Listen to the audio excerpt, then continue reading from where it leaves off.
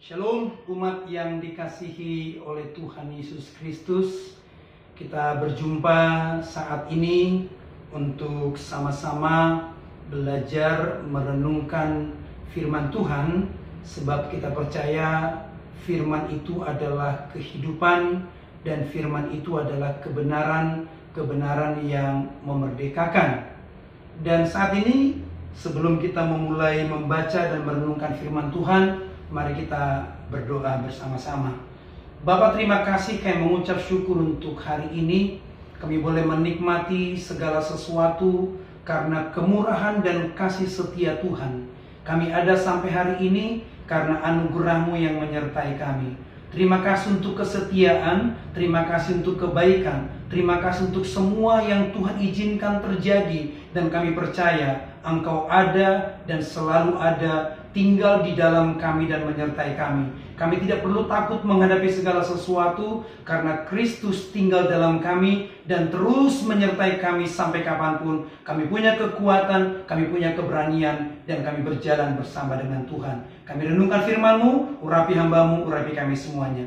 Dalam nama Tuhan Yesus Kristus kami berdoa mengucap syukur. Sama-sama kita berkata amin. Baik, kita akan sama-sama lihat kitab Alkitab kita dari kitab Roma pasal yang ke-8 ayat yang ke-28, 29 dan 30. Roma pasal 8 ayat yang ke-28, 29, 30. Kita tahu sekarang bahwa Allah turut bekerja dalam segala sesuatu untuk mendatangkan kebaikan bagi mereka yang mengasihi Tuhan, yaitu bagi mereka yang terpanggil sesuai dengan rencana Allah.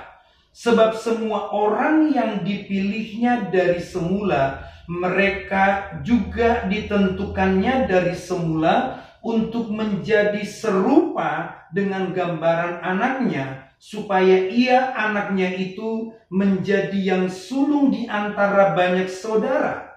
Dan mereka yang ditentukannya dari semula, mereka itu juga dipanggilnya. Dan mereka yang dipanggilnya, mereka itu juga dibenarkannya. Dan mereka yang dibenarkannya, mereka itu juga dimuliakannya.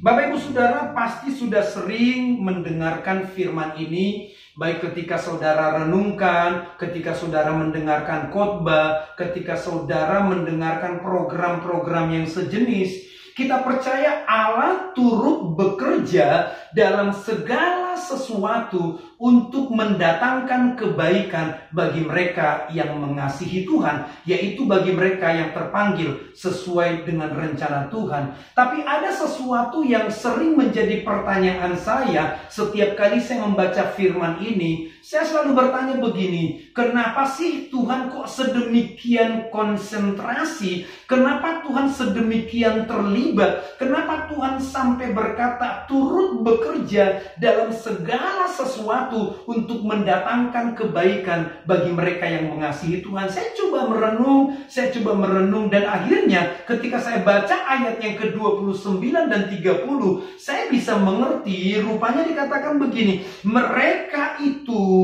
yang dipanggil oleh Tuhan dari sejak semula, mereka sudah dipilih.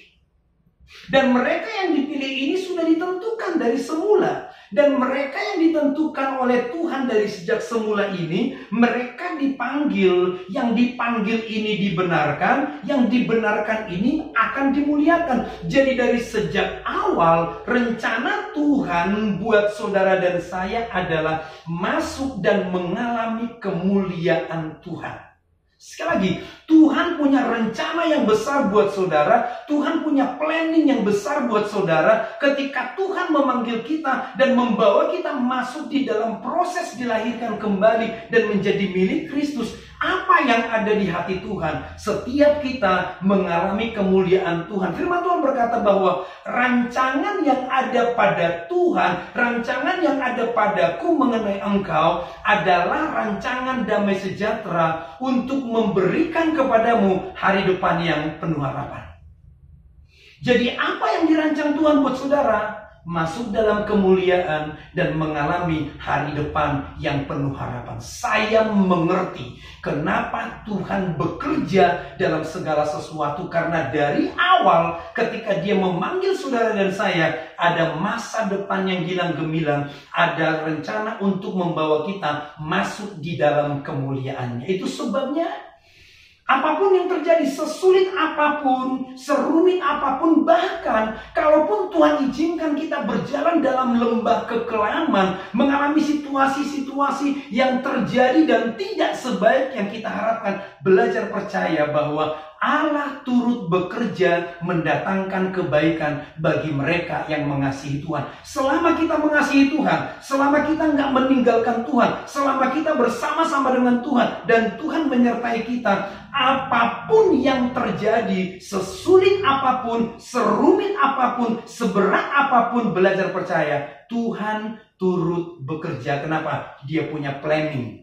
Dia punya rencana untuk membawa kita mengalami masa depan yang gilang gemilang dan mengalami kemuliaan. Itu sebabnya Bapak Ibu Saudara belajar percaya.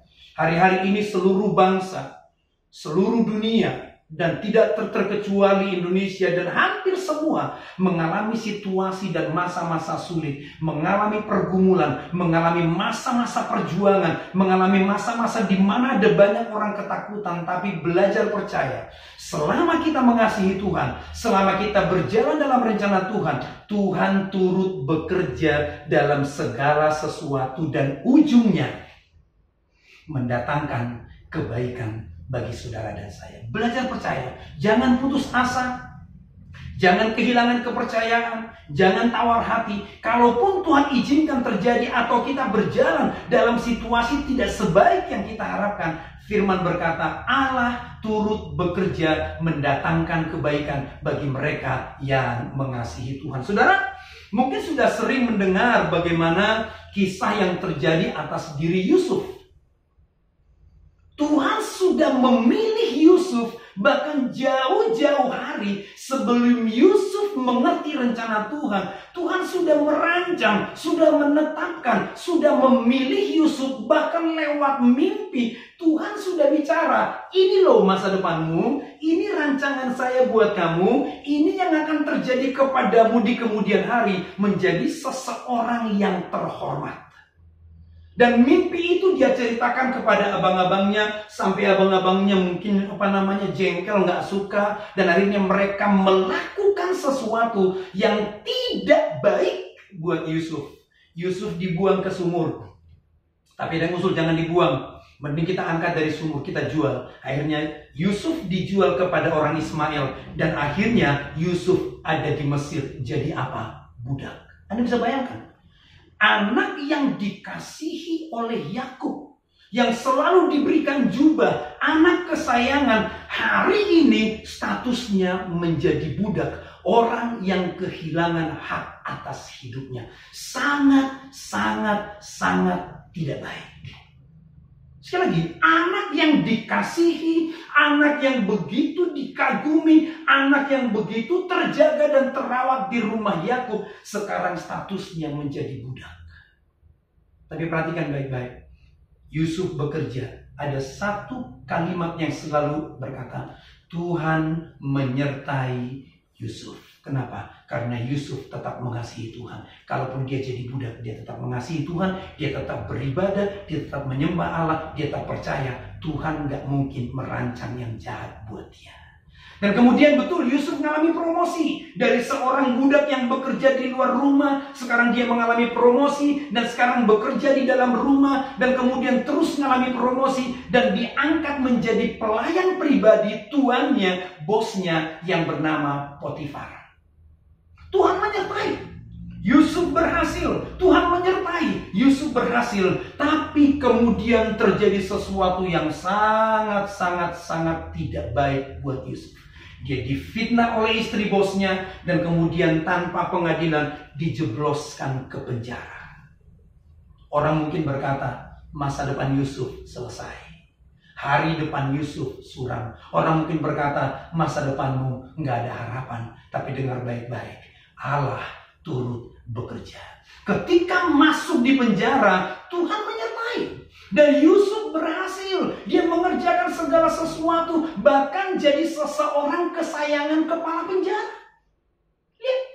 Bagi orang lain penjara menjadi kuburan yang mematikan. Bagi orang lain penjara menjadi tempat di mana orang kehilangan masa depan. Tapi Yusuf yang dipanggil, Yusuf yang terima rancangan, Yusuf yang sudah dirancang oleh Tuhan. Penjara, hari-hari yang tidak baik, hari-hari yang tidak enak, situasi yang tidak baik menurut banyak orang, Allah turut bekerja. Sampai suatu ketika ada dua temannya di penjara bermimpi. Dan dua temannya ini gelisah karena mereka tidak tahu apa arti mimpi itu.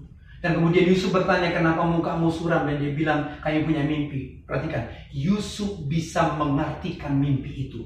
Dan persis seperti yang dikatakan oleh Yusuf, demikianlah terjadi. Satu orang temannya dieksekusi dan akhirnya mati. Dan satu orang lagi dikembalikan posisinya menjadi juru minum raja.